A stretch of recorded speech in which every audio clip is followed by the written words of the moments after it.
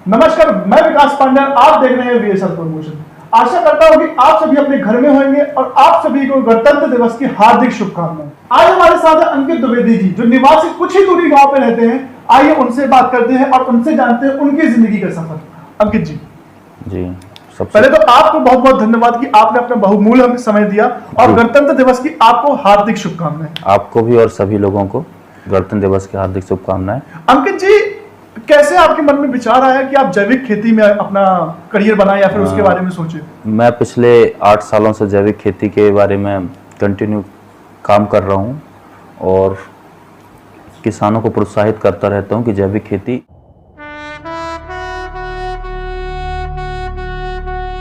किस प्रकार करना है और क्यों करना, उससे क्या लाभ हो सकता है आपको, और जैविक खेती ही क्यों, रासायनिक खेती क्यों नहीं। जैविक खेती में ये है कि जो हम खाना खा रहे हैं आज के समय में, जो सब रासायनिक है, जिससे लोगों की एज पर डिफेक्ट पड़ता है, बीमारियां आती हैं। जैविक खेती करने पे हमारा शरीर अच्छा रहेगा, हम बीमार कम पड़ेंगे, जो नई नई बीमारियां आ रही हैं उससे हमारा बचाव ज़्यादा अच्छा होगा। इसलिए जैविक खेती ज़्यादा ज़रूरी है। आपके मन में ये विचार आया कैसे कि जैविक खेती करना चाहिए? आप अकेले के उसमें है कि आपके और भी साथी हैं?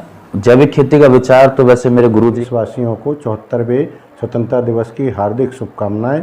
मेट्रो हॉस्पिटल परिवार आपके स्वास्थ्य के लिए कामना करता है, आप स्वस्थ रहें, आनंद रहें और जल्दी से जल्दी कोरोना से सभी को मुक्ति मिल सके, ऐसी प्रार्थना है। गुरुजी का है माननीय उमेश पोरवाल जी, केंद्रीय गौरक्षक मंत्री हैं जो विश्व हिंदू परिषद में, और डॉक्टर गितेंद्र बागले जी। इन्हीं के साथ मैं पिछले 8 सालों से मेरे गुरुजी के साथ रहते रहते मुझे जैविक खेती का विचार आया और उन्होंने बोला कि आप इसमें काम कीजिए। तो मैं कहा ठीक है, देखेंगे क्या होता है। अब कोई नॉलेज तो नहीं था जैविक खेती रासायनिक खेती क्या है, क्योंकि रासायनिक खेती में लोग ज़्यादा प्रॉफिट के लिए अपना ज़मीन भी नष्ट कर देते हैं, रासायनिक डाल डाल के उर्वरक शक्ति खत्म हो जाती है। और जैविक खेती अगर करते हैं तो उसमें लागत ज़्यादा पड़ती है। लोग ऐसा सोचते जिसमें लागत 0% है, मगर ज़्यादा लागत कमाने के चक्कर में किसान आजकल भूल गया है। सभी जबलपुर वासियों को, प्रदेशवासियों को भारत के स्वाधीनता दिवस की हार्दिक शुभकामनाएं। और एक व्यापारी और उद्योगपति होने के नाते मैं ये कामना करता हूँ कि हमारे जबलपुर के, हमारे प्रदेश के जितने भी व्यापारी हैं वो निरंतर अपने व्यापार में, अपने उद्योग में तरक्की करें, उन्नति करें। और कोरोना संकट से जो भी व्यापार में लॉस हुआ है, तकलीफ़ें आई हैं, सभी ने डटकर इसका मुकाबला किया है। और सामूहिक तौर पे सबका यही प्रयास रहा है कि हम अच्छे से अच्छा अपना काम कर सकें और राष्ट्र के निर्माण में अपना सहयोग प्रदान कर सकें। लेकिन दिक्कतें आई हैं, सरकार से अपेक्षा है कि वो व्यापारियों के हित में जो और कदम उठाने चाहिए थे, जो इस बीच में कहीं ना कहीं कुछ कमी रह गई हो, उनको कमियों को दूर करते हुए सरकार भी, प्रदेश शासन और केंद्र शासन व्यापारी और उद्योगपति के हित में कुछ कदम उठाए, क्योंकि ये रोज़गार सृजन का सबसे बड़ा माध्यम होता है।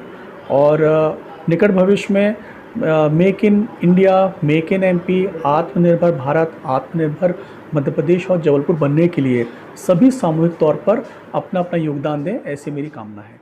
धन्यवाद। कि हमें क्या खाना है और क्या उगाना है।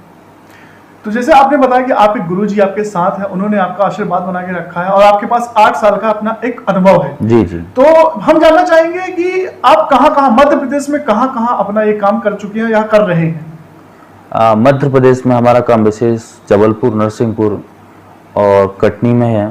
कटनी में डॉक्टर दुबे जी हैं, जो अपने एग्रीकल्चर से रिटायर होने के बाद उन्होंने खुद की नया गाँव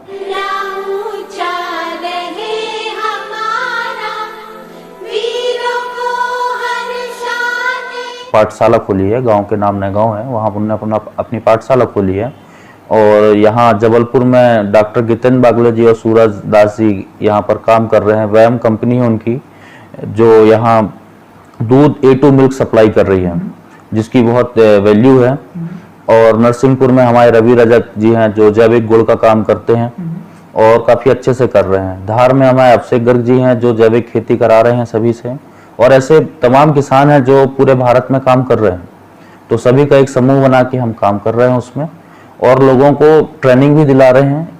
कुछ NGO भी हमारे साथ जुड़े हुए हैं, बड़ी बड़ी कंपनियां भी जुड़ी हुई हैं, जैविक खेती में प्रोत्साहन बढ़ा रही हैं। गवर्नमेंट भी हमारी सपोर्ट करती है। उससे अच्छा एक वातावरण बनेगा जिससे कि किसान जैविक करेगा तो उसकी थोड़ी जो मेंटलिटी है किसान की कि इसमें ज़्यादा उत्पाद नहीं हो सकता, तो वो उसकी भ्रांति दूर करना है सबसे पहले तो आपका कहना है कि आप किसानों को ट्रेनिंग भी देते हैं, तो ये फ्री ऑफ कॉस्ट करते हैं कि उनसे कुछ फीस लेते हैं आप? किसानों की ट्रेनिंग फ्री ऑफ कॉस्ट है। किसानों से हम कोई फीस नहीं लेते हैं।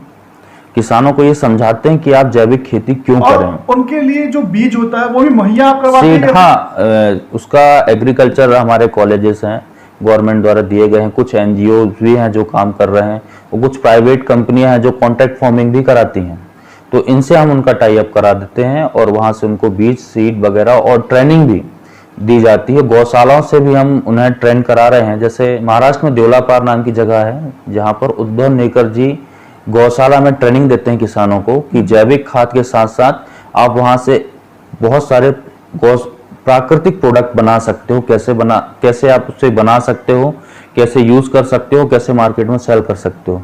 तो किसानों को सिर्फ आज हम खेती तक सीमित नहीं रखे हैं, आज हम उनको ये भी बताते हैं कि आप अपना माल खुद कैसे बेच सकते हो, यानी मार्केटिंग लाइन भी प्रोवाइड कर रहे हैं कि आप खुद से सेल्फ डिपेंड हो जाइए, कि आप खुद एक व्यापारी बन जाएं और अपना माल आप सेल कर सकें।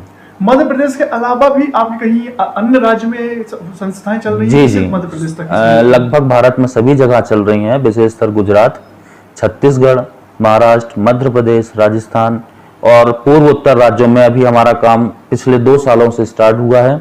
वहाँ मेरे माननीय गुरु जी उमेश पोरवाल जी वहाँ कार्यरत हैं, और 7 राज्यों में अभी जैसे आसाम, वहाँ एक विशेष राज्य जहाँ 21 गौशालाएं चल रही हैं, और वो धीरे धीरे सिर्फ वो दूध के लिए उन्होंने उत्पादन चालू किया था, मगर अब उससे जैविक खेती की ओर भी वो गौशालाओं को प्रोत्साहन किया जा रहा है कि आप जैविक खाद बनाएं, और उनको ट्रेनिंग के लिए हम महाराष्ट्र लेके आ रहे हैं, देवलापार, जहां आपको बताया मैंने, उद्धव नेकर जी के पास।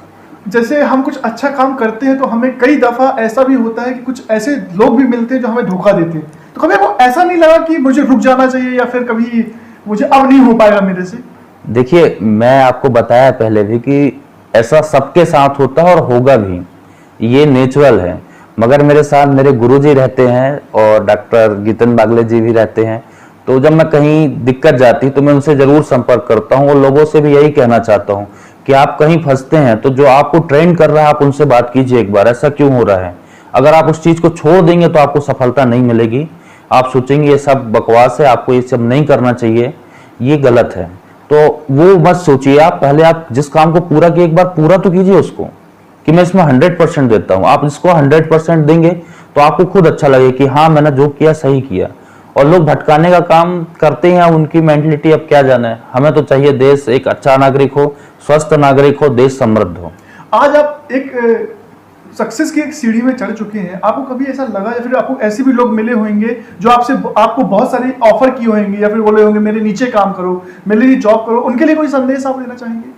देखिए, जॉब तो मैं किया हूँ, कर रहा हूँ, तो जॉब कोई बुरी नहीं है, जॉब करना भी अच्छी बात है, मगर आप जॉब क्या प्रोवाइड करते हैं वो भी एक मायने रखता है। अगर एग्रीकल्चर से रिलेटेड हमें कोई अच्छा काम मिलता है तो बिल्कुल स्वागत है। जो जैविक खेती में काम करता है हम उसके साथ काम कंधे से कंधे मिलाकर काम करेंगे। यदि आप हमसे बोलते हैं आप रासायनिक खेती कराओ तो हम बिल्कुल नहीं कराएंगे, चाहे आप कुछ करें। और हम किसानों को बोल देंगे कि आप नहीं कराएंगे, हमारी धरती हमारी माँ है, हम उसको क्यों जहर पिलाएं। जो हमारी माँ है उसको हम जहर पिलाएंगे तो हम भी तो जहर आएगा, हमारे अंदर ही वही जहर आएगा। तो जब हम अपनी माँ को सुरक्षित रहेंगे, धरती माँ को सुरक्षित रखेंगे, तो हम भी स्वस्थ रहेंगे। इसलिए मैं अपने किसान भाइयों से यही कहना चाहता हूँ कि आप जैविक खेती पर ज्यादा ध्यान दें। और हमने सुना ये अफवाह है कि सच है कि आपने कभी किसी चीज का दिखावा नहीं किया। हाल ही में आपने पता चला हमारे सूत्रों के हिसाब से कि आपने अपने घर में 200 से ज्यादा पेड़ लगाए हैं और आपने कभी उसका दिखावा नहीं किया। जैसे आज के जमाने में क्या होता है, लोग 10 पेड़ भी लगाते हैं तो उसकी 200 फोटो निकालते हैं, उससे हर जगह दिखावा करते हैं। तो ये अफवाह है कि ये सच है? जो आपने बोला सही है। जैसे आपने भी बोला कि एक व्यक्ति एक पेड़ लगाता है 200 फोटो खींचता है, वही व्यक्ति से मैं चाहता हूं कि आप 200 पौधे लगाइए और एक फोटो खींचिए। आप पर्यावरण के बारे में भी बहुत सोचते हैं, ये तो अच्छा लगा क्योंकि बहुत कम ऐसे व्यक्ति होते हैं जो पूरे अपने देश के बारे में और अपने पर्यावरण के बारे में सोचते हैं। तो मुझे अच्छा लगा आपसे बात करके, आशा करता हूँ कि आपको भी अच्छा लगा होगा।